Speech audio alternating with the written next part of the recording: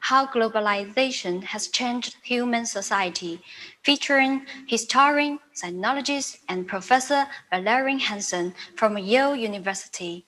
This program is part of China and the World webinar series presented by the Center for China and Globalization, CCG. This session is moderated by CCG President Dr. Wang Huiyao. Dr. Wang, over to you. Thank you. Hello, everyone. Good evening and good morning. I'm sure Professor Hansen is good morning for you. And welcome to CCG China and the World Dialogue, live from CCG head office here in Beijing. And thank you for joining us today. This is actually live, and we have many audience on the line. And this is a series episode that we are organized for the last several months. So we're very pleased to have Professor Valerie Hanson with us today. So this virtual program is a part of the CCG China and the World webinar series, seeking to engage global thought leaders and well-known scholars on topics connecting current situation and, of course, the situation of globalization, and also with China roles in it. I want to first introduce Professor Hanson. Professor Hanson is a world-renowned historian and a sinologist and has been a professor at Yale since 1998. She has been a great friend of China, having lived in China for 6+ years. Actually, Professor Hanson is interested in Chinese history and civilization, and has taught and also visited institutions in China, including Peking University and also Xiamen University. I also saw a report of the lecture you gave at the Peking University about 2 years ago. And she was also a visiting scholar of the University of Birmingham in the United Kingdom, and also College of France in Paris. One of the things I think Professor Hanson has made a major contribution to the study of world history, traditional China and world history. Her books on those subjects have gained international recognition, including the famous The Silk Road, A New History, for which she was awarded with the Gustavus Renis International Book Prize and International Convention of Asian Scholars Book Prize in 2013. So quite a great book. And most recently, the year 1000, when Explorer Connected the World and Globalization Began, which actually will be the topic of our discussion today. I have a copy of your book that in Chinese, but hopefully going to publish very soon. So this is a sample book I have. But as Professor Hanson knows, that the study of globalization is really gets very get a lot of attention, and of course we are very pleased to invite you to be a guest for our think tank, Center for China and Globalization, which you are very well-known scholars on the globalization subject. And particularly, you have extended the length of the globalization, the origin of that, 500 years before Columbus, which is, I think, a great discovery on itself as well. And also that we felt that globalization has changed the world beyond recognition, and actually we are now at a crossroad. We have a deglobalization, we have a globalization, we have many new trend, and also how we're going to meet the challenge of a future globalization. So by looking at the history, by looking at some fundamentals that you've been discovering in your book, is really fascinating to talk about. So perhaps, I know you're also very proficient in Mandarin. Perhaps you could introduce a bit to us in Mandarin, and then to say hi to the largely audience in China, but also other parts of the world. So Professor Hanson, 你可以给我们讲几句吗？好的，非常感谢你们邀请我今天早上，我的早上，你们的晚上，谈一谈我的新的书，我想之前我们有一些电子邮件谈我们今天要谈的哪一些题目，王先生，你跟我们都是全球化的产品，可以这样说吗？Products of globalization。您是留学加拿大和英国，我是留学台湾、日本、中国，所以我们都年轻的时候有机会出国，这个我想你提到我的书最大的论点是要把这个全球化的开端提早500年，到一般搞历史的人认为哥伦布那个时候是开一个在历史上一个新的阶段，我也认为哥伦布跟达伽马开一个新的阶段，但是假如我们从1500年开始，我们最主要关心的是欧洲，所以可以说是欧洲中心的历史。我的书要看其他的地方，主要是有中国，有维京人，有波利尼西亚人，他们公元1000年的时候已经开始跑全世界。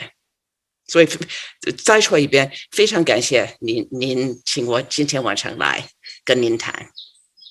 Okay, thank you, thank you, Professor Hansen. Yeah, so actually, it's really fascinating. We've been talking to many international opinion leaders, well-known scholars, politicians, about this subject of globalization.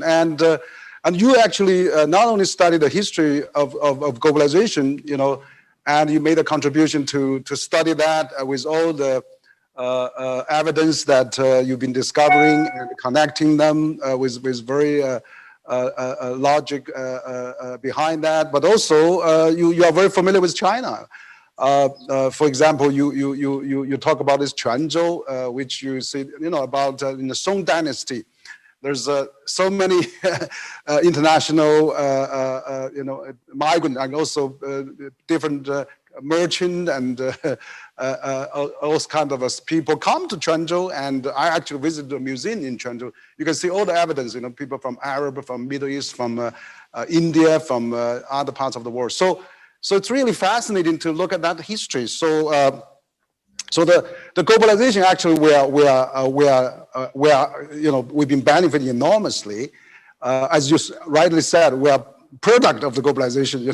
Our experience has luckily brought us to different parts of the world. So we have this global view to look at the world now. But what's the reason that that you really go into this study of this globalization? Maybe you can give us some your background and also how you come to this conclusion that like Vikings, like the people in Quanzhou, or how they really move around the world, around year 1,000, 1,000 years ago, which is a fascinating history. Well, I come to globalization from the Silk Road, as you said, and my Silk Road book focused, of course, on China, what's now China and now Central Asia, and often histories of the Silk Road end around the year 1000. That's when the cave in Dunhuang closes. And, there's a theory from a professor at Beida named Rong Xinjiang, who has proposed that the people living in Dunhuang heard about the fall of Khotan, Hetian, to the armies of the Kara Khanate, so the Heihan. And because their response to that invasion was to close the document cave.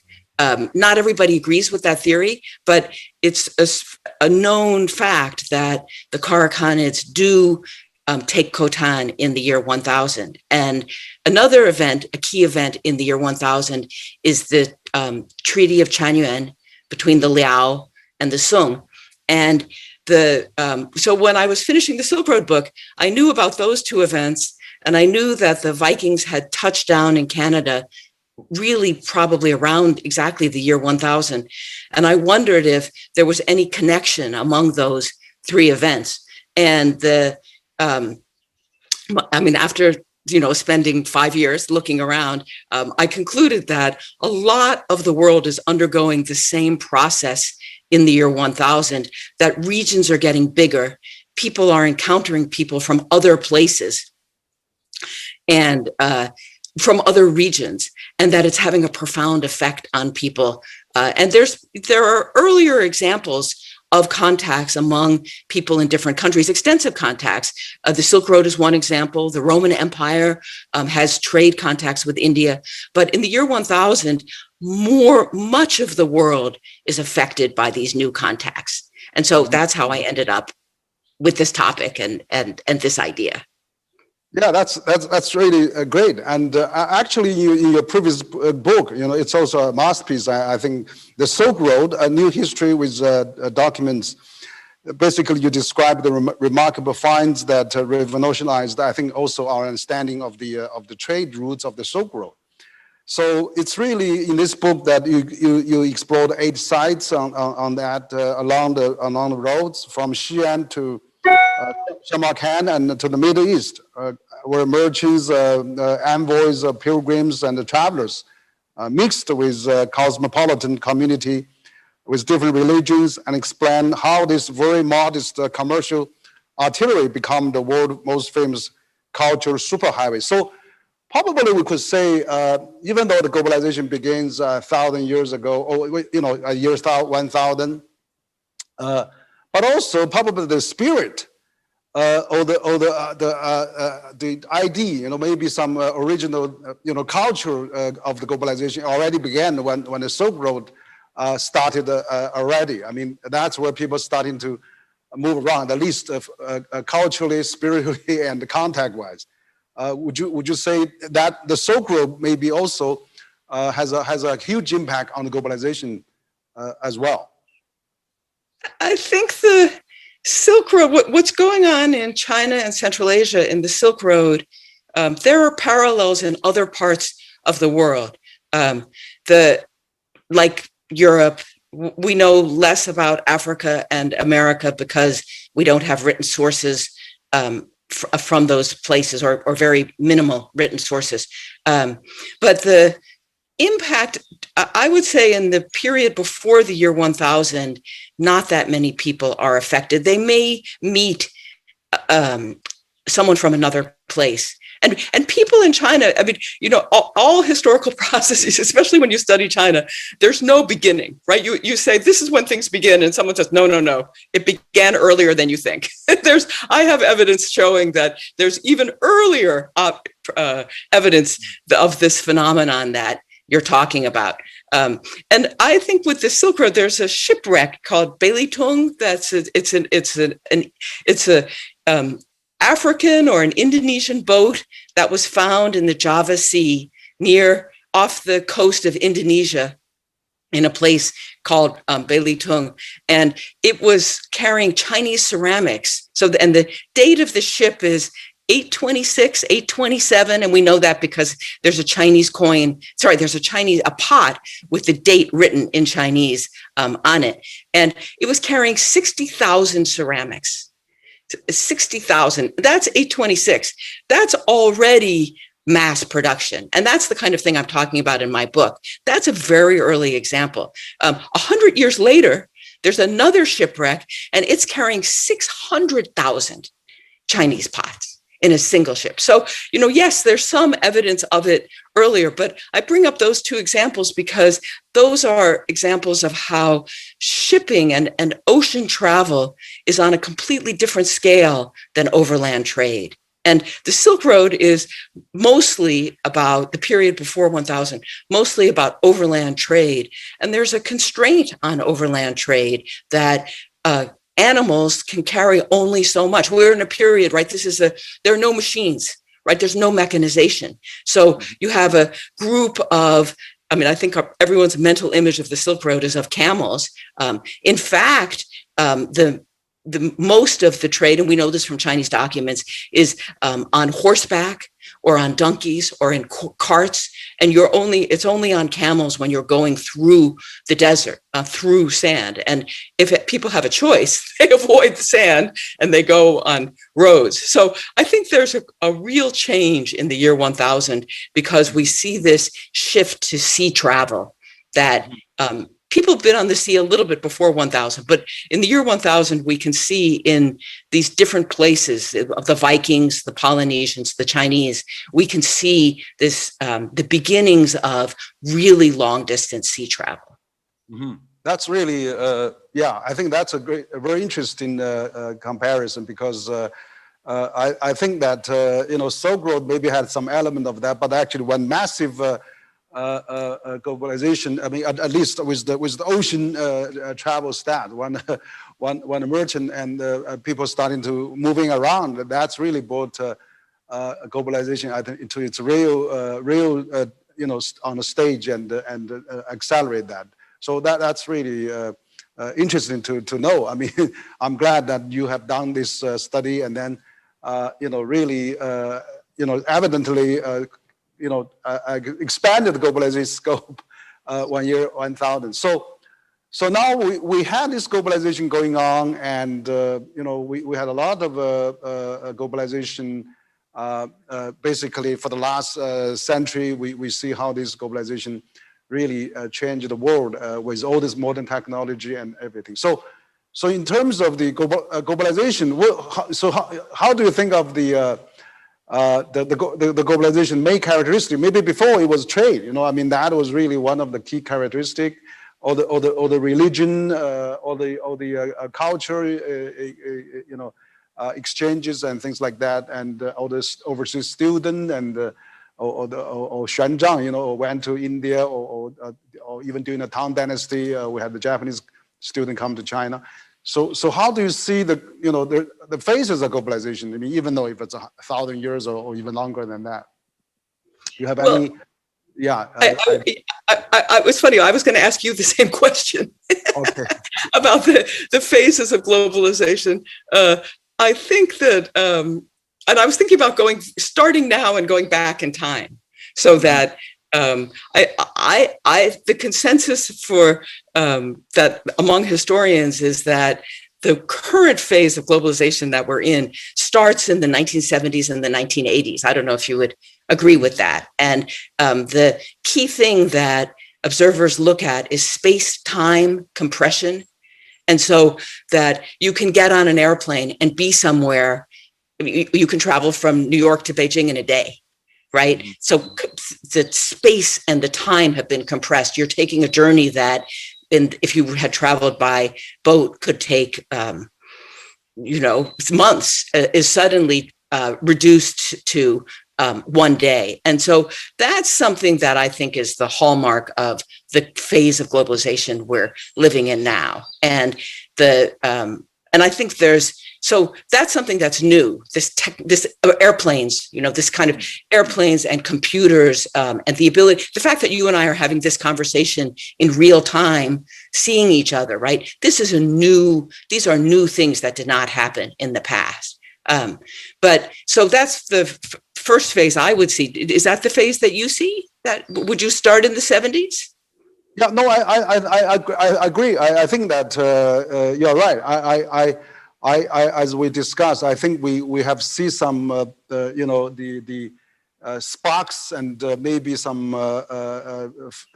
preliminary phenomena, I mean, during the public Silk Road. But I think when you talk about when globalization started 1,000 years, that's where really people starting to move around, and then globalization started to pick up the momentum. But of course, then we have the Columbus discovered the Americans. But even we have a Zheng He, the Chinese marshal who has led 7 times expedition to the Southeast Asia, or even to as far as African. So that's where all the things started to move around, and they carry all the products, seeds, or even maybe diseases starting to move around. But I would say that that globalization has been really accelerated, since the Industrial Revolution, where I think, as you said, the technology even more so brought the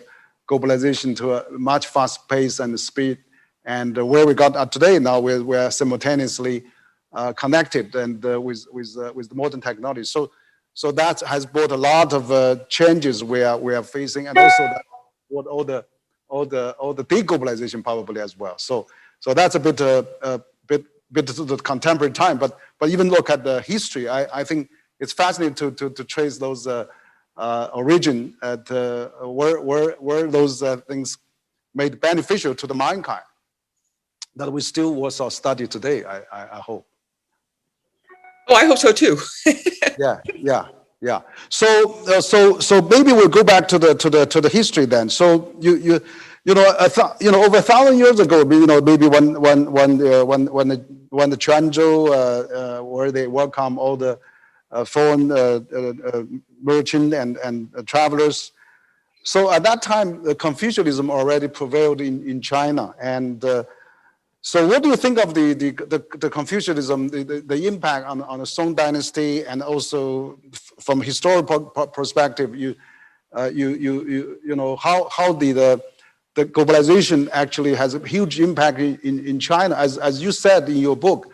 At that time, probably China already has a 100 million population, and the whole world probably is only have 250 or even. So China is already quite a big portion of the global population, over 40%. So right, so absolutely. Yeah, so that was really fun. People don't probably realize that history, and so maybe you can give a bit of description of your study of the Song Dynasty and what's the historical impact or place that it has at that time. And regarding the globalization, that a lot of things you mentioned in your book as well.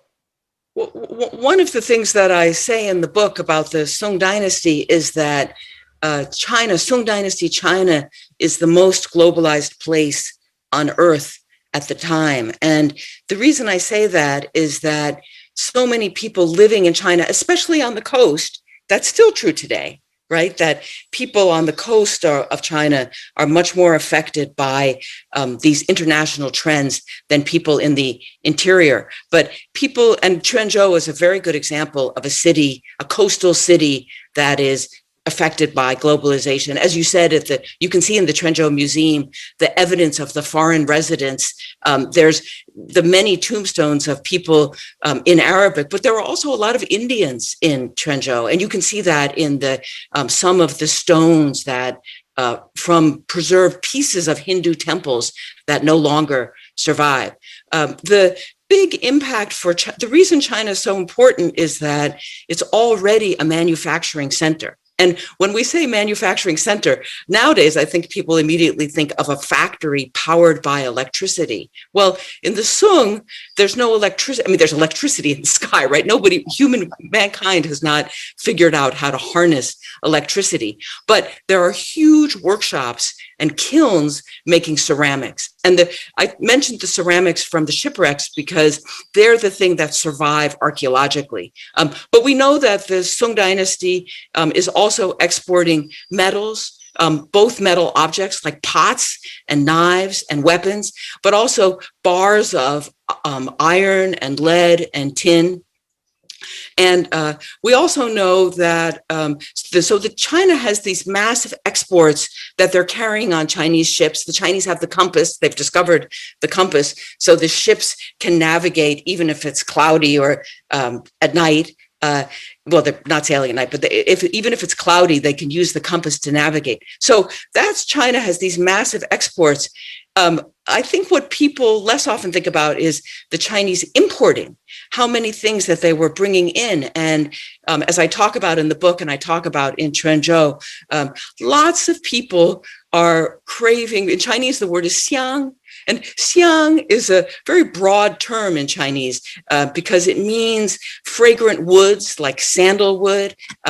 There's aloes wood. All these woods that in the modern world, we don't think about very much unless you happen to have a box made out of sandalwood, a fragrant box that you keep some jewelry in. But the people in the Sung were bringing in these fragrant woods. They were bringing in foods, tastes, spices, and bringing in all of these natural products from Southeast Asia and also the Arabian Peninsula. And so there's this huge demand within China for these foreign goods, and that's what's fueling the trade. Now, you asked me about the Confucians. The Confucians don't say that much about this trade. This is a case where the government is, and there's a historian, an American historian named Charles Hartman, who has just brought out a new book about Sung history. And one of his arguments is that there are two groups within the Chinese government. There's a famous group we know about because they became Confucian thinkers. There's a less famous group of technocrats. A lot of the technocrats are linked to Wang Anshi, that kind of person who, I mean, Wang Anshi also had things to say and was a philosopher, but the technocrat, someone who is looking at governance and just figuring out what is the best way to tax the trade. And that's, I think, one of the things that's very interesting in the Sung is that there are innovations in how to tax the trade. And everyone knows about the tribute system, right? We've all studied that, and it exists in the Tang. It exists in the Sung, but it kind of falls by the side that the government is spending much more of its energy on taxing ships that arrive in Chinese ports and collecting three kinds of taxes. So when a ship arrives, government officials go to the ship, and there's only certain ports that have the bureaucracy to do this kind of taxation. And I talk about in Quanzhou how they handle this before they are recognized as a city that can do this kind of taxation. And there are parallels in later Chinese history, right, of certain ports are designated. I mean, even now you would say, like, where are there free trade zones? But historically, this is not a free trade zone. There are certain ports, the ship pulls into port, the government officials get on the boat, and then they take just a fixed percent, and it changes during the Song Dynasty, fixed percent of the ship's cargo. Then they look at what's left, and then they say, oh, these are the goods we have a government monopoly on. Those are very sophisticated ideas about which goods should be sold by a monopoly, and they confiscate a share of those. And then there's another category of goods that's called coarse goods, and the officials say, oh, these we care less about. So we're going to collect a tax on, we're going to take some of these, but you, the ship owner, can sell these in the port. And when you look at Sung Dynasty documents, you can see that officials are trying to decide how much taxation can they do. If they tax too much, merchants won't come again. If they tax too little, then the government doesn't have the revenues it needs. So that's very sophisticated. And I don't know of anything like that happening in other parts of the world in the year 1000. Yeah, no, it's great. It's fascinating to hear you talk about the vivid, the live, dynasty of the Song. I mean, that was really, when you say it's the most globalized place in the world at that time, it's really, really very fascinating to review that. Actually, my father come from Hangzhou, I mean, I see how that region now in China, even today, has revived very, very strong. A lot of a great tradition they have then. But also, of course, Quanzhou, as you mentioned, already become one of the biggest port then in China, probably in the world too. So how does any lessons we can learn from the Song Dynasty? If they get so globalized, if they get so as you said, tax system is so advanced, and then keep a balance, not going to drive the merchant out, but also keep them motivated to do more business with foreign trade and things like that. But also, Song have signed this Chanyuan Treaty, with Liao, and they have managed to secure a very long period of time of security and peace.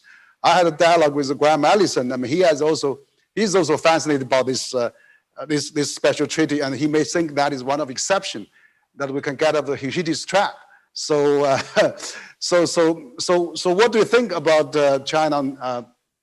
Of course, compare that and maybe now, what lesson can we learn from the Song Dynasty? Maybe to we can continue the globalization, because China now is really facing a lot of, you know, of course, competition, but also there's a thinking, you know, China, as we talk about the ports, China now has the 7th largest port out of the 10 in the world now. And also China trade is also doing good.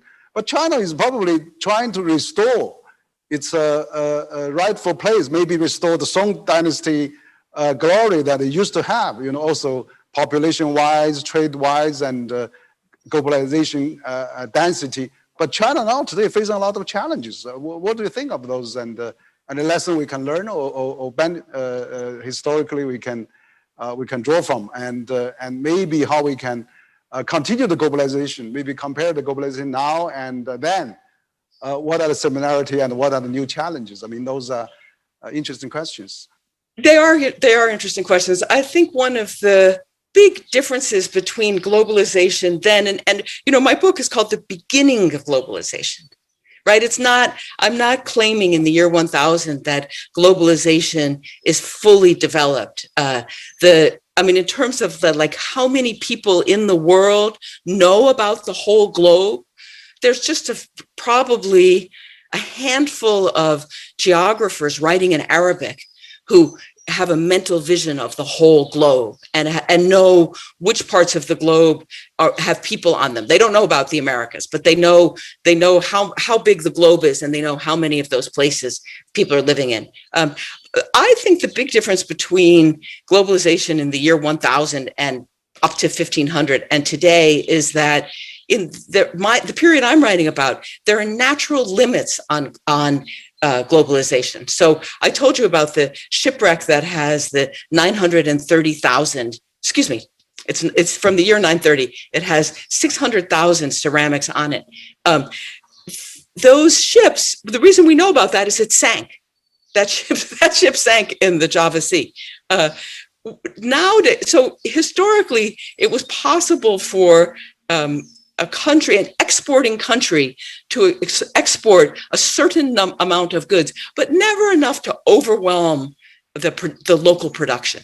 So archaeologists have found Chinese ceramics all along the coast, Southeast Asia, India, the Middle East, East Africa. You know, you talked about Zheng He's route. Absolutely, the Chinese are active, you know, much earlier than Zheng He on this route, all the way from, I looked for a name for this, you know, the Guangzhou, Quanzhou to Mombasa route to East Africa, that route.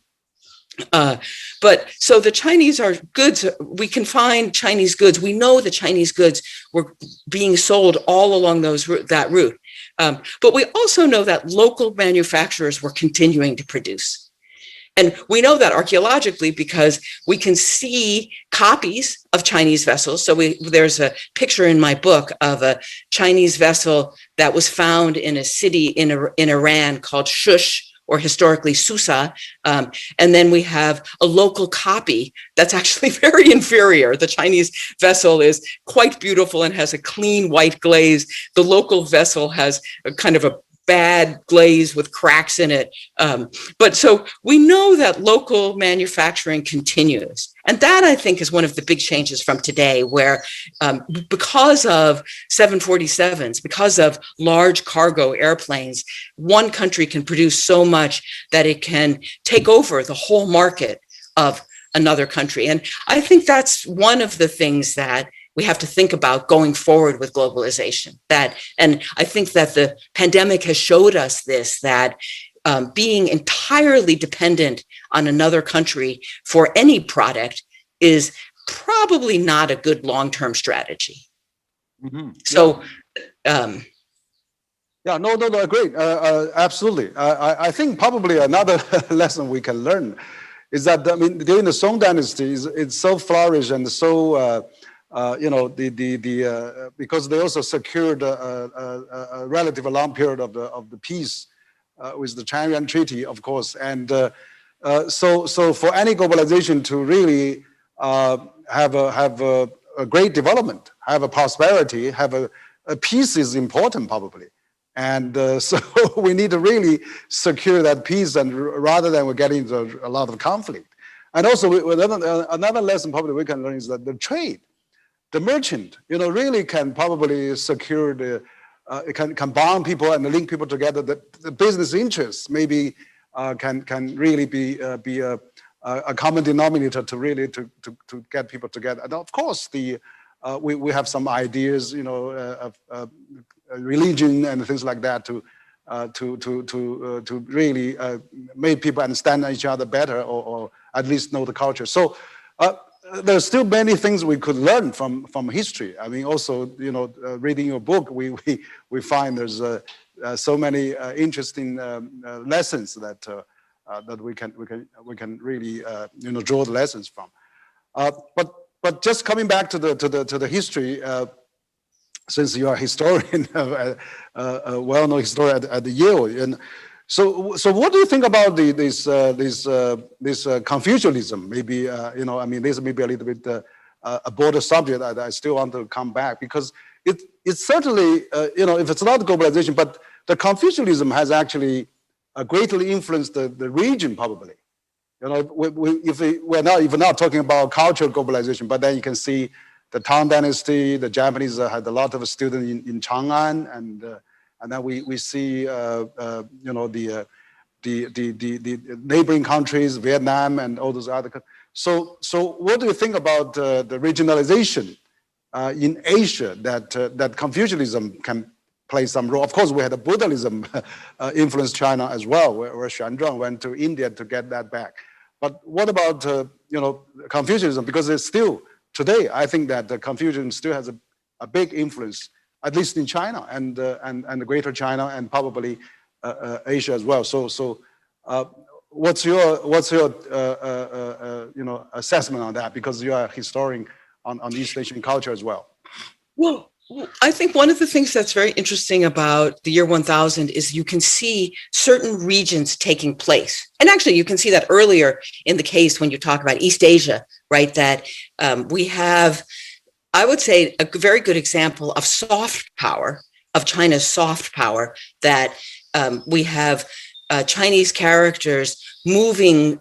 Well, or I was going to say, the characters don't move by themselves, right? People in Korea and Japan, what's now modern Korea, modern Japan, modern Vietnam, all adopt the Chinese writing system.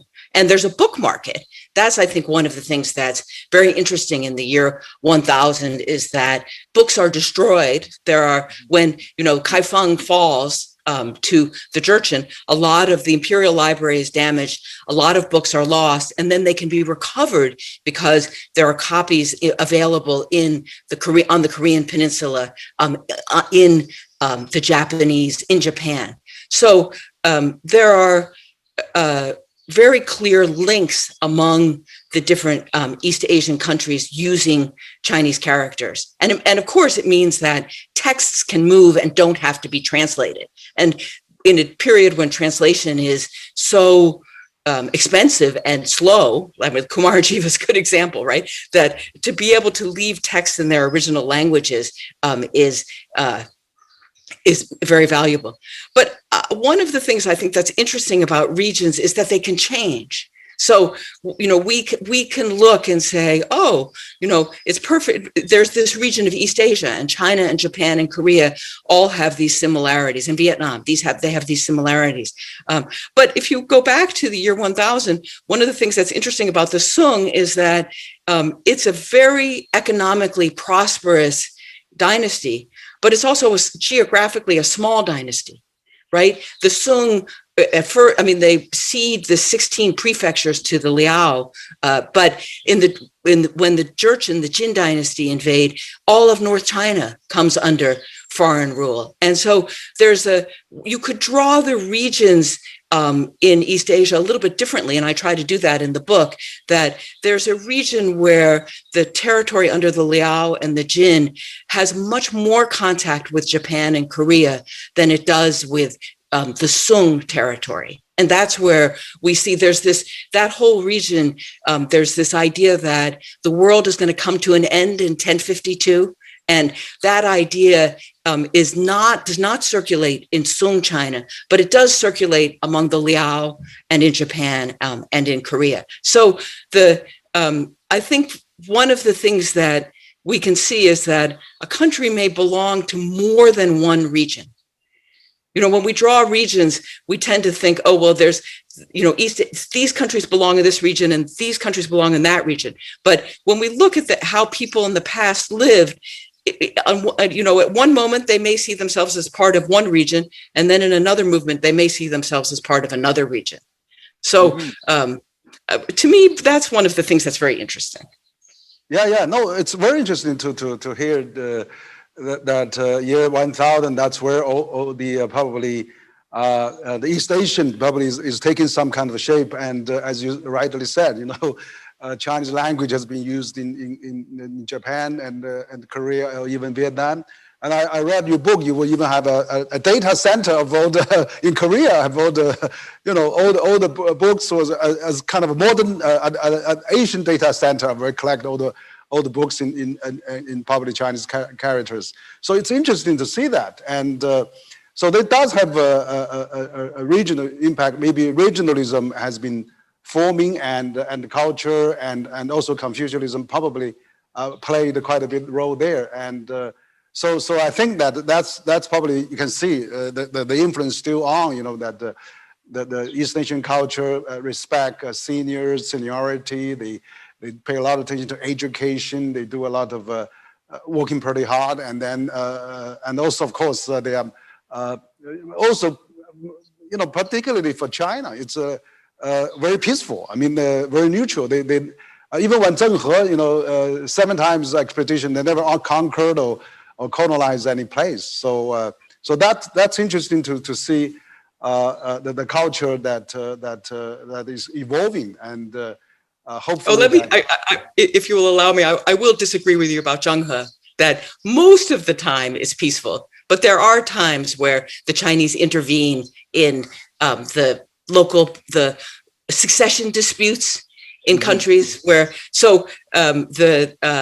I think nowadays in China, Zheng He is often described as a very peaceful explorer. But when you look at sources from the time, it was usually peaceful trade. It was a huge shock to many places to have so many people arrive on the ships, right? Zheng He's fleet at its fullest has 28,000 people are arriving in a place that may not have enough food for that many people. And we have historic evidence that a king will die, a king who was loyal, had sent a tribute mission to China. He dies, a son takes over, and the Chinese don't approve of that son, and then they intervene. So, I would say mostly peaceful for Zheng He. No, but at least they haven't really conquered any place and stay there forever, or even, that's even 100 years before Columbus. So I think, yeah, right. I mean, at least largely peaceful. It's right.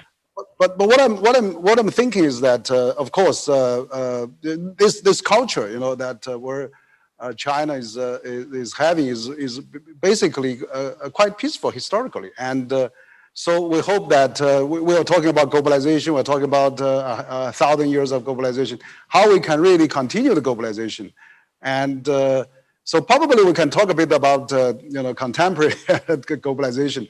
So what do you think about the globalization now? And as you are already a historian on the globalization, and already we had 1,000 years of globalization. And so what's your prediction or future look of the globalization, and what are the challenges and opportunities, and or even some other events we should really be look for, technology or people,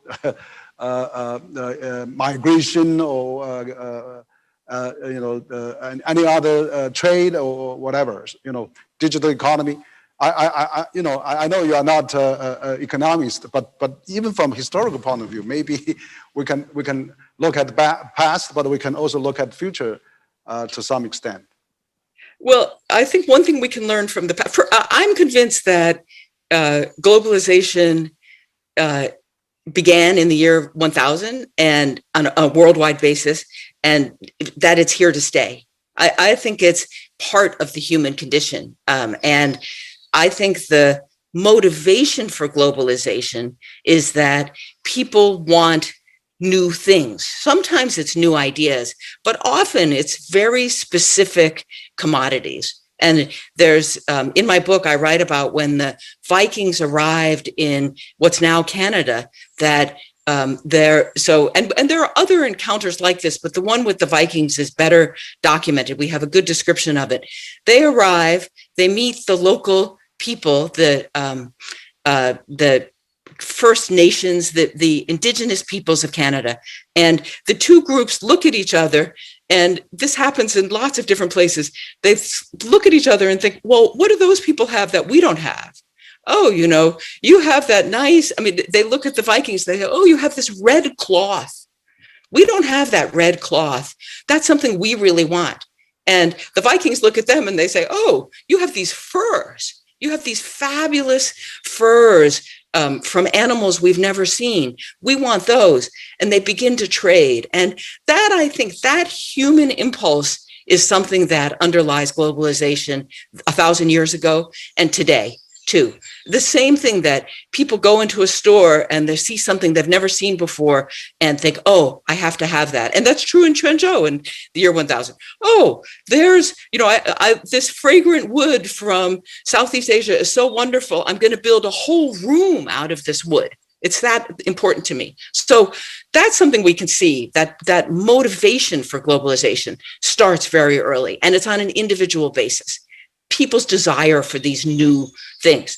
But we can also see very early on that some people were affected adversely by this trade. And one of the things that I was very interested in when I was researching the book was anti-globalization riots, where we have in Cairo in 996, in Constantinople in the early 1180s, these reactions against foreign merchants, where you have local people saying, oh, these people are just so much richer than our local merchants. They live in nicer houses. They've taken our women as their wives. And so, I think from the very beginning with globalization, we can see people benefiting from globalization, but we can also see people who are actively harmed by it and who object to it and want to control it. And so for me, thinking about the future of globalization, I think the question is, how can we control these forces? And I read your interview with Tom Friedman. He was on this show, right? And talking about that individual governments may not be, I was going to say, so globalization by itself, if you just let it go, it just keeps growing, right? And so then now in the modern world, we look at it and we think, oh, maybe we should take advantage of globalization, but make sure that people who've lost their jobs because of globalization have some kinds of protection. I think the issue for us going forward is figuring out ways for governments to cooperate with each other so that they can lessen the negative impact of globalization. And, you and Tom Friedman talked about the United Nations is really not that strong a body for this, right? I think I don't know, I'm a historian, I'm not good at looking at the future. You're better at that than I am. But, do you see any avenues forward, going forward for greater cooperation among different governments or in different places? Yeah, I think you raised a very interesting question. Also, you have give a very good, analysis as well, because I think early globalization, probably people trading for different goods, different benefit, and really supplementary each other. That's where the original motivation of the trade and exchange of all those good quality products. That's really drive for a long time, of course. But as you said, once the globalization is fully on the speed, that has generated a lot of wealth, but also a lot of gap, widening gap as well. Particularly with today, we see the gap between rich and the poor is getting wider and wider now. Even during the pandemic, is getting wider and wider. And then yet, I was talking to Martin Wolf of Financial Times. He said, the globalization is global, but then democracy is local. So the local, government public cannot control the global magnitudes of the mass movement of the trade and the talent and the capital and all those things. So Tom Friedman is right. Probably we need a global governance, but also we're not yet reached global government yet. So I think we just, we have to come back to the multilateralism, strengthen the multilateralism, rather than we go unilateralism and fighting with each other. So it's really one review this fascinating history of globalization. I think when globalization was at the infant, at the start, it's manageable. It's still not a huge impact, but when globalization already gone into such a full swing and affect everyone's life, then probably how to have an inclusive globalization and equal globalization, it's probably all the governments should really think about. Particularly, I think we need to strengthen the UN system and multilateral system.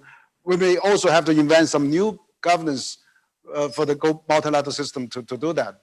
For example, how we can have the tax, fair tax for not only for the home country, but the host country, but also, how can we move people around, knocking down those barriers and nationalism, because the internet is beyond borders. But then if we have too much nationalism, populism, that is going to set back globalization. So it's really a catch-22. We have to really solve that. So I think the discussion we have today is really meaningful, is that we look at the success of globalization, the origin of globalization, and how it went so far, but also we try to solve the challenges and meet all those new tasks of globalization.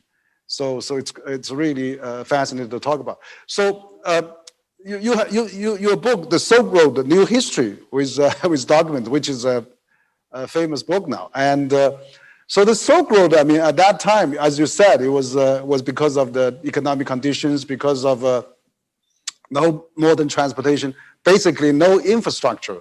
So that cannot be, such a long distance of land masses cannot really expedite, speed up the globalization. But now we have infrastructure. China is also developing that quickly in the last 4 decades.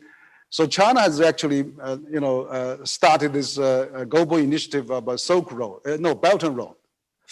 And so the globalization, I mean, for the last 75 years, we have the trade boom, we had the economic boom.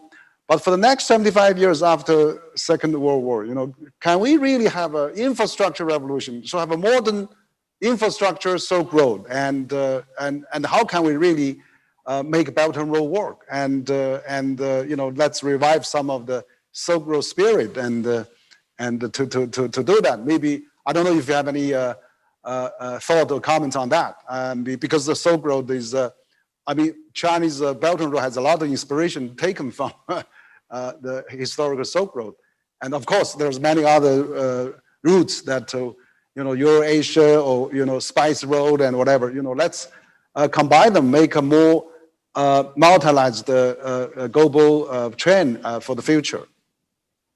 Oh yeah, I share the positive spirit. I do think, as a Silk Road historian, that it's important to remember when we talk about the period of the Silk Road that the Chinese also have a military presence in Central Asia, so that the reason silk is moving, there's so much silk in Central Asia, is because the currency of the Tang Dynasty, there's a chronic shortage of coins. So the Tang have 3 kinds of currencies: grain, grain in fixed measures, coins, which they don't have enough of. The whole money supply of the Tang is about 10% coins, and then silk. And the silk is actually, when we think about it now, it doesn't seem like a very good currency, but it was actually pretty good. It held its value, and it was in some cases lighter than the coins. In terms, because with the Silk Road, the constraint is overland travel and carrying things overland. And I think you're right about modern infrastructure is different. High-speed trains and high-quality highways nothing like that existed in the past. But I think when we think about the Silk Road, that there are periods when the Chinese have a strong military presence in Central Asia. And then after 755, after the Anlushan rebellion, there are periods where the Chinese are much less present in Central Asia. And those periods may be the periods that tell us the most about the possibilities for multilateralism, where we can see political units of roughly the same size cooperating with each other. So, for example, the rulers of Dunhuang and the rulers of Khotan have a lot of exchanges. Neither of them is a giant state the way that the Tang Dynasty is. There aren't that many examples in the past of giant states successfully cooperating with smaller states. And when we talk about the Treaty of Chanyuan, that is very important, because the Chinese make some concessions to the Liao, and the peace lasts for 100 years. But at the same time that the Sung are not fighting with the Liao, they are fighting with the Tanguts, with the Xixia. There is constant war during this. So, the Sung they don't achieve their goal of perfect peace. So I guess I would say that things are complicated. Things are complicated now. Yeah, things were complicated in the past. Yeah, I think that, historically, that even though the Silk Road already started, of course, even though it's not that huge distance, but then across the time and also the distance, there were spirit of trade and exchanges and things like that. But I really think now we had the marine globalization, which you rightly described, around year 1000. But now probably we will have a land continental globalization, because where infrastructure is possible now. For example, last year the intercontinental trade between China and Asia and China and Europe has increased 50 times, 50%, and the dispatches of 12,000 cohort of trains back and forth. So that's incredible. And whereas the containers now are in great shortage now, because of so many shifted to Europe but not coming back. So what I'm thinking is that maybe we're having now a new demand of even stronger for the exchanges of the good and trade, and that's really the stabilizer for the peace and the security. So I hope that we can build up this infrastructure. I think whereas China now built this infrastructure for the last 4 decades, now China has the high-speed railway. The total length of that is equals to the next 10 countries combined. I mean, anywhere you go is a few hours now. So that has greatly helped China, with 1 billion smartphone users, and lifted 800 million people out of poverty. So infrastructure is really probably a big drive for the next phase of globalization, coupled with technology and things like that. So we hope that we can work out with China has Asian Infrastructure Investment Bank, which is most multilateralized acceptable global bank, where all the countries are in it except US, but India is the largest recipient. So this is really a great public model, and I hope that you can play more role in the Belt and Road Initiative for Asia and connectivity. So So this is really interesting. But again, I want to raise another question, is that because you are a historian, a well-known historian, and the Chinese history, of course, the first time for many people to know that Song Dynasty is really the most globalized place in the world, one of the mobilized.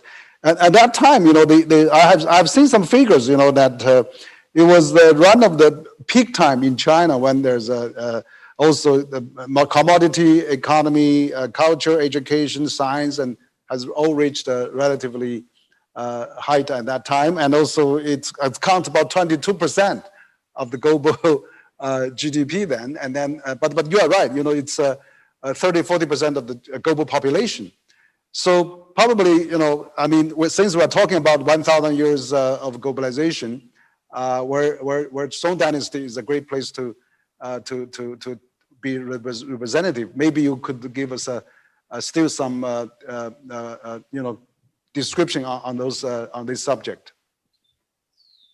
About this globalization in the Song, I think to me, we haven't talked about this yet, but to me, one of the hallmarks of globalization is that people who produce something can't control, don't even see the market where their goods go. So that I think that's why people have this feeling today of things being out of control, right? That they make something and they don't know where it's going or who is buying it. And in the Song, we can see that we have this massive production on the coast of ceramics. We have metal mining in Chinese mining. We have Chinese textiles. These things are all leaving China and traveling to Southeast Asia or India, the Middle East, East Africa. And people in China don't know that much about where those things are going. And the same thing is true of the people that they're trading with, that all of these natural products that are coming from Southeast Asia, we have descriptions of people, the forest peoples, the forest dwelling peoples, who lived basically hunting and gathering, are suddenly having to produce in the sense of having to hunt and gather for a foreign market.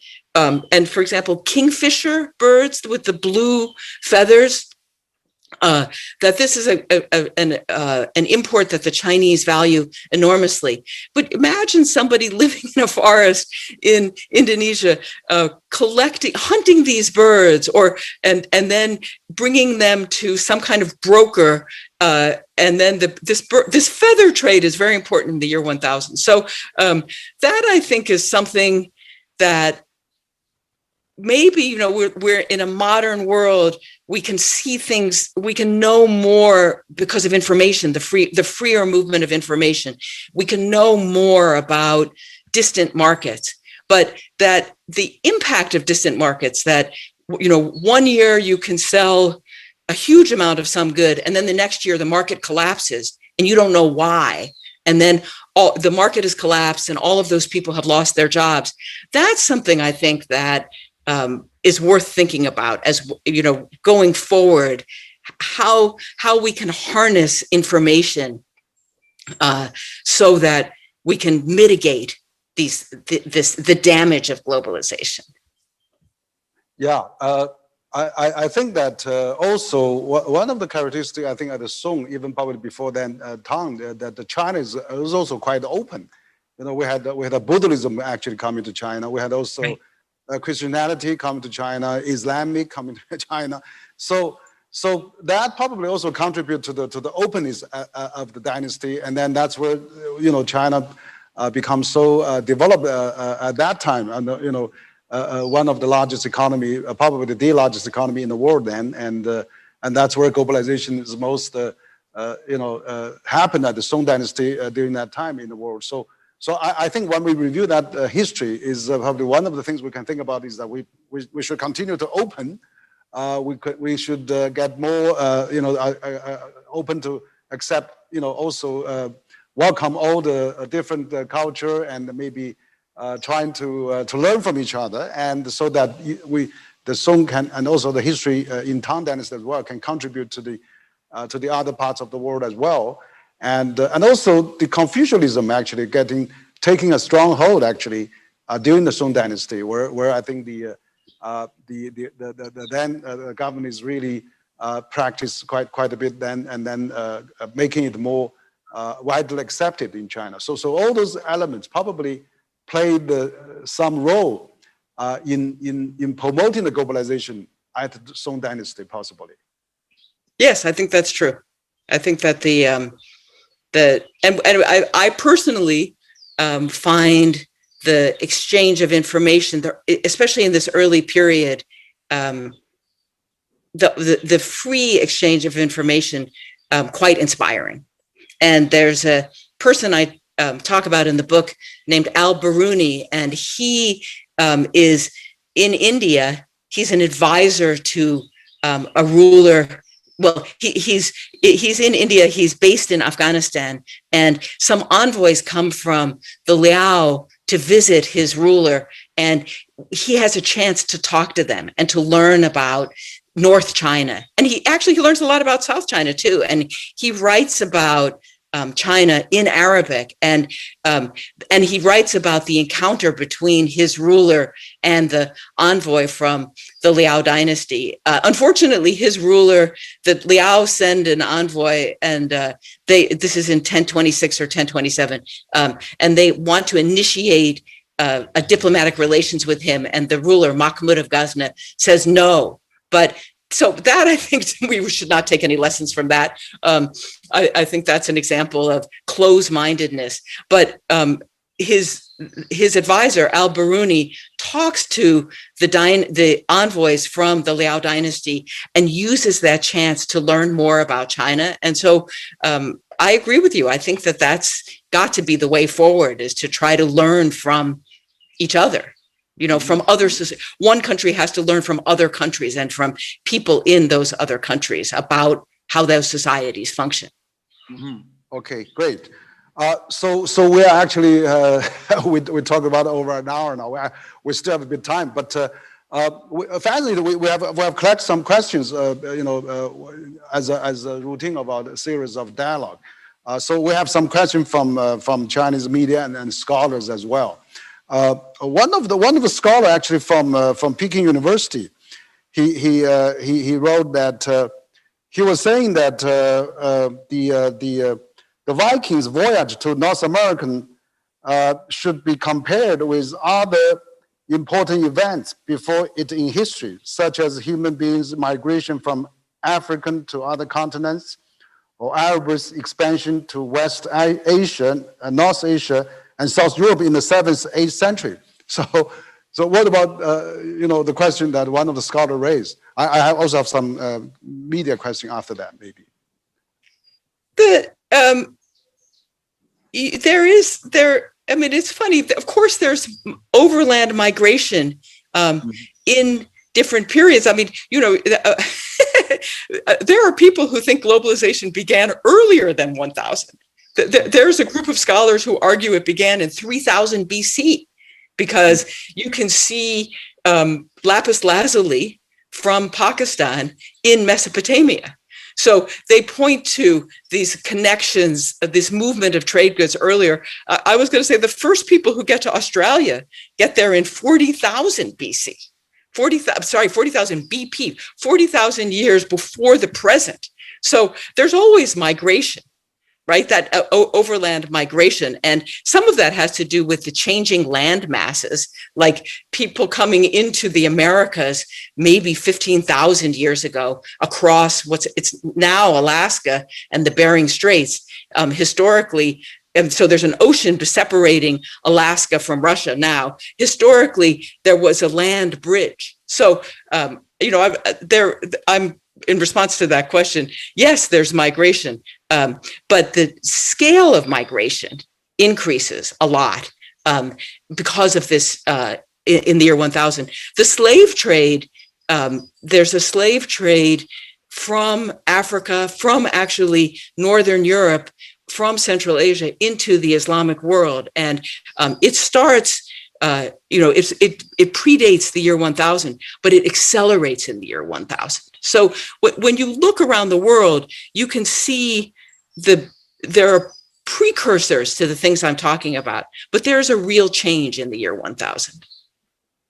Yeah. Okay. Great. Okay. So that's explain your case well. I think that year 1000 is probably the time that particularly all those three continents, and then in China, the Song Dynasty, where that is the peak at that time. The globalization really get on the speed now, and probably before that, as we mentioned, there could be migration here and there, and it could be Silk Road, started even longer than that.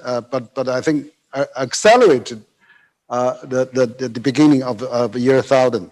I have another question from China Daily, actually. How could the world overcome the difficulties facing globalization, and how can we achieve more balanced global development in the world of post-pandemic? So this is really a contemporary question for you. We actually now have over 600,000, 700,000 viewers online right now. My staff just showed me. So the topic is really interesting. Yeah. Oh, I'm very glad to hear this, but I'm also feeling a lot of pressure. I have to confess that I don't have an answer to going forward. I guess the best answer I can give is to say that those of us like you and I who've benefited from globalization, and I said, we're. Yeah, right. I mean, I don't remember how many Chinese has a passport. Maybe I remember seeing a number of 200, 300 million. But at least I know there's a number that Chinese has outbound tourists before the pandemic has reached 100 million, 150 billion. That's quite a lot of people. Probably compared with U.S. The Chinese people there's 200 million people in China study English. I mean, at least right. So 280 million, according to the latest population consensus, are college graduates or are still in the college. So knows somewhat international language. So it shows that China now is getting a bit more looking to the world now. But I agree with you that the challenge we are having with the future of globalization is really how to shrink this gap. As I had another conversation with Angus Deaton, a professor from Princeton University. I mean, basically, he tells me, a Nobel laureate, he tells me that the life expectancy, according to their study in the United States, has actually dropping in the last 2 or 3 years because there's more people felt they are not really benefiting from globalization. But then, whereas the 1% of the most wealthy people is equal to almost 40-50% of the general mass population in the U.S. now, and that's where is the challenge, and probably China shouldn't be the scapegoat for that. So I hope that if we all concentrate on our own domestic issues, we solve that infrastructure, lifting poverty, and taking care of its people, then maybe we'll have a bit better, dialogue among ourselves rather than we really blame each other, probably. Yeah. So yes. That's yeah. I have another question for you. Because people know you're coming, and from China Radio International. Basically, the question was: if you are supposed to tell young people of this era about the 3 major events, except for the 2 world wars that changed the world during the past 100 years, what would be the choice? And I guess I don't know if you want to say pandemic, or is there any other things? The last 100 years? Yes, 3 things he wants to list. I mean, if World War I, World II is a 2 event, or you may have other choice, but for me, I would say pandemic, probably. Yeah. Well, right now it feels like the pandemic, right? But if the pandemic, there are some pandemics in the past that the effects lasted for hundreds of years. The Black Death in Europe in 1348. lasted for, the impact of that. People think a third of Europe's population died. And, there is an argument that the Industrial Revolution happens in Europe because Europe's population is small, and they need labor-saving devices. So right now, I think it's very hard. I speak as a medievalist. I work on the world 1,000 years ago. The events from the last, it's funny, I remember having a conversation about this, with my father who died about 10 years ago. And the things that affected people, things like the invention of electricity, right? The coming of electricity to people's houses. That's a little bit before 1920, right? I'm supposed to think about things since 1921. The telephone, right? I mean, something you and I have lived through is seeing the ubiquity of telephones. Right, that you can call. I mean, you and I this is a free call we're having, right? When I was a once a month, I would go, to a pay phone and call my father, and it was very expensive. So I think I think the invention of the computer has to be something that's affected many people. I'm just I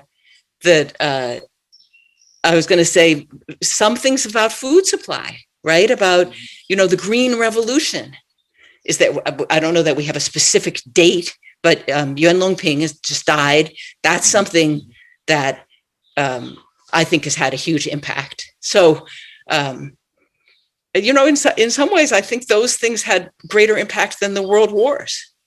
Yeah. You talk about those great inventions and also the contributions, of those great, experts like Mr. Yuan Longping just last week passed away. But absolutely, the agricultural revolution, right? I mean that lifted. I'm sure it contributed significantly in lifting 800 million people out of poverty, and even worldwide on that. Yes, so even worldwide. Right? Yeah. So that's really a key question. So the second question from them is that what key principles and spirits of East Asian and traditional Confucian culture should be better promoted, recognized, and play a bigger role in contemporary time? So basically, a little similar to the discussion. They really felt you are expert on the Chinese culture and East Asia culture. Well, I'm a college professor, so it won't surprise you to hear that I think education is important. I think in America, people have a pretty good sense of the East Asian respect for education, right? And we can see that with Chinese immigrants coming to America, that they're often emphasize education. Their children do well in school. If you, you may know about this in New York, there's a test to get into the public high schools, the state-funded high schools, and classically, the highest number of people who doing well on that test, the largest ethnic group to do well on that test are Chinese people. So that I think is something people know in the world about Asia.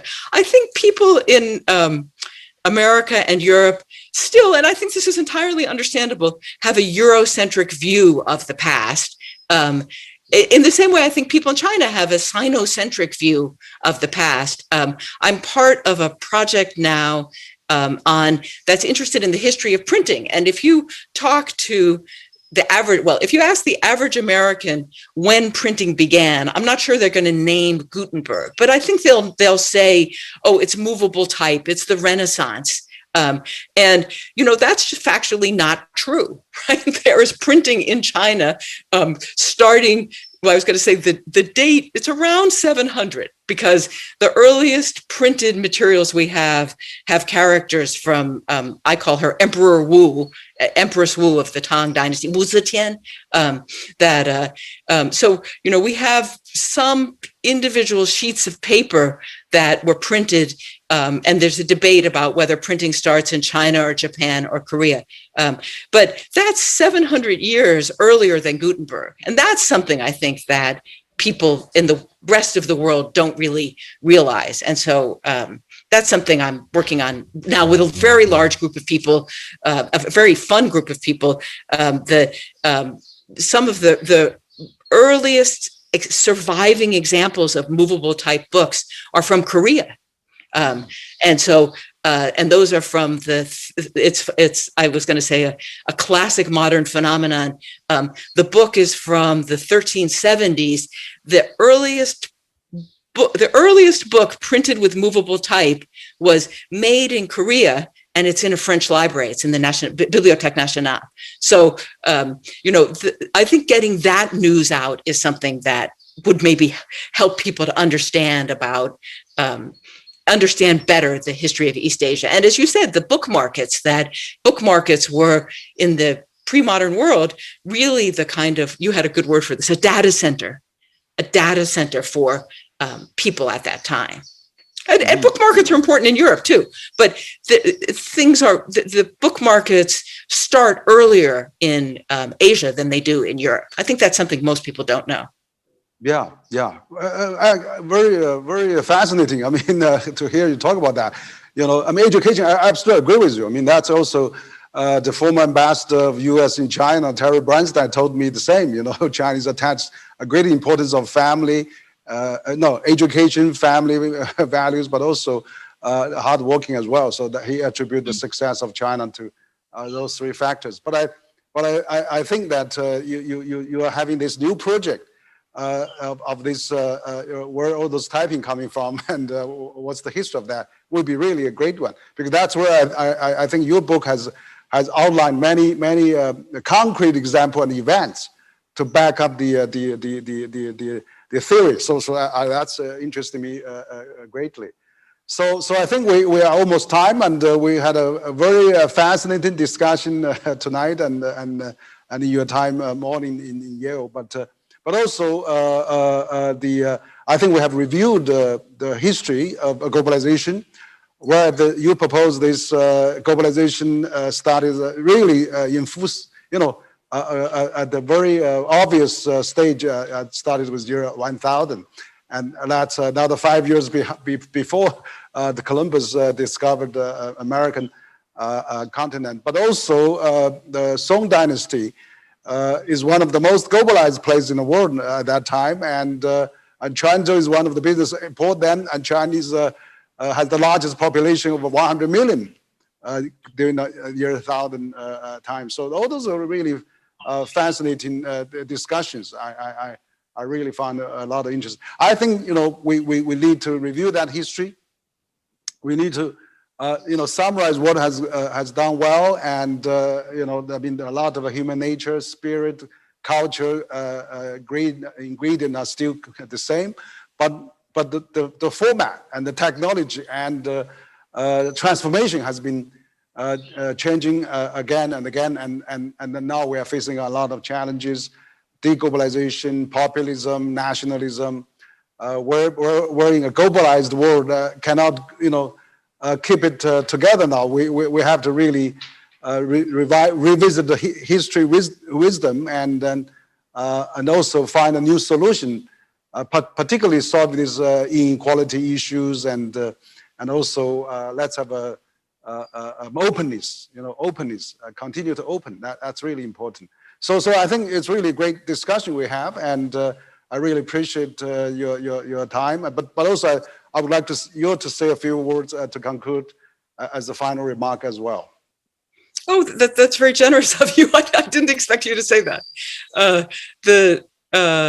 As you were talking, I was thinking that in the beginning of globalization, I think the forces of globalization are much weaker than they are now, right? There are the people who were directly affected by foreign trade is smaller than now.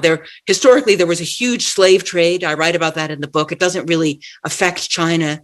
That's an interesting question about why there doesn't seem to be, there are not so many slaves in China as there are in the Islamic world. So but I was going to say, the forces of globalization are weaker, but we can already see that it's adversely affecting some people so much that they riot, right? And they kill the foreign merchants who are living in Cairo and in Constantinople. There's the Huangchao Rebellion, where there's the massacre of the Arab merchants who are living in Guangzhou, and the death toll is debated, right? We have two Arabic sources. One says 80,000, one says 120,000. I just read an article that said, which was interesting, that all of these numbers you should just divide by 10. I have never read this. So maybe 8,000 people died or 12,000 people died. It's still a lot of people who died in these riots. And so I guess my view, and I may romanticize the past a little bit, I hope not, is that the forces of globalization were weaker in the beginning around the year 1000, and that the checks that existed in the year 1000, like the risks of shipping and the high number of shipwrecks, the cost of overland trade, which meant that there just wasn't that much trade going overland because it cost so much to ship things, and camel caravans could get lost, people died, they could be robbed. All of those checks, I think, were stronger in the past than they are now. And I think as we go forward, we have to think about what kinds of checks that we may need to institute to try to balance, well, we've talked about this today, balance the impact of globalization. The pandemic, in a way, is a check, right, on the process of globalization. Just like, okay, we've had, over a year to think very hard about this world we live in and how we're going to go forward in the future. And I think you're going to have to find a futurologist, not a historian, to tell you about that. Yeah, no, I agree with you. I think that the globalization is very resilient and, of course, full of vitality and its own momentum. And, of course, there will be setbacks and zigzags, but the trend will continue. I mean, it's not linear, but it will certainly be a future trend. I think, as you already said, globalization, when initially there were so many, not many people get benefit of that. But now it's, massively. Just imagine 200 Chinese people are learning English, and also 150 million people from China touring around the world. Globalization is here to stay, and then China become the largest trading with 130 countries, and of course, and actually, so I think that the globalization, with more inclusive globalization, will continue. And then that is really, we need a multilateralism, we need peaceful coexistence, and we have to learn with each other, learn to live with each other peacefully. I mean, that's probably the lesson we also learn from globalization as well. So once again, thank you very much, and I hope when you come to China, we'll see you again, and also invite you to speak at CCG. And actually tonight we had about 800,000 people watched us from different portals and social media. So thank you very much, Professor Hansen, and it was nice talking to you. Thank you so much. I really appreciate your taking the time to prepare such a careful interview. It was really a pleasure, Professor Wang. Okay, thank you. Thank you. Bye. Okay, bye-bye. Thank you. Thank you for our audience as well. Thank you very much.